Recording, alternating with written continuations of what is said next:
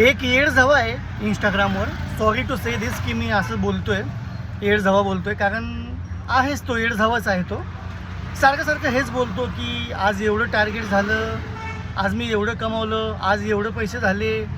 कशाला जग जाहीर कशाला करतोय? तुझं ऐकून आहे ना, ज्याच्या मनात नाही ना रिक्षा घ्यायची तो पण रिक्षा घेईल रे. कशाला? आपण किती कमावतो, काय कमावतो, किती पैसे होतात आपले, आपण किती घरी घेऊन जातो, किती वाजता निघतो आपण, ते बोल. किती कमावतो हे कशाला बोलतो रे? की एवढे कमावले, एवढे झाले, एवढं टार्गेट झालं. अरे ही नजर असती ना, नजर खूप घाण असते लोकांची. तुला मी एक सांगतो, तुला मी येड झावा बोललो का माहिती का? कारण तुला माहिती पडायला पाहिजे की तू चुकीचं करतोय.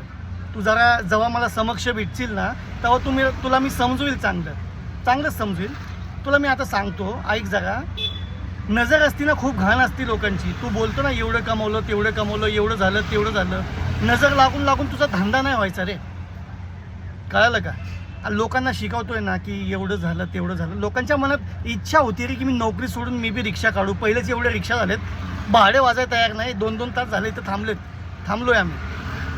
कशाला रे? मी पण रिक्षा चालवतो, बाकीचे रिक्षावाले त्यांची बी कंप्लेंट आहे, सर्वांचे मेसेज आले मला. बघितलं तुझा व्हिडिओ मी. काय बोलू? तुझं नाव घेत नाही, तुझं तोंड दाखवत नाही मी, कारण मी असं झांडूला फेमस करत नाही.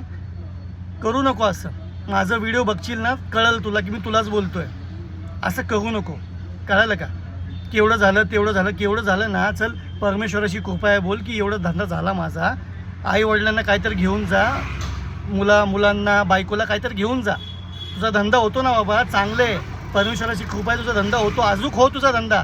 पण हे नको बोलू की मी एवढं कमवलं, तेवढं कमवलं, एवढ्यांना मी पिछोडा दिला आपला, म्हटलं सॉरी, एवढं मी कष्ट केलं. नको करू असं. हां, शांतीमध्ये क्रांती कर. कळालं? कायद्यात राहा, फायद्यात राहशील. जास्त वटवट करू नको. बोटं घालू नको, उगीच बोटं घालू नको. व्हिडिओ शेअर करा. मी तुमचा मित्र सलमान हिंदुस्थानी, आपली खुनी MH12. दाखवू का दिवसात तारा? भाडा गायब करा याच्यानंतर.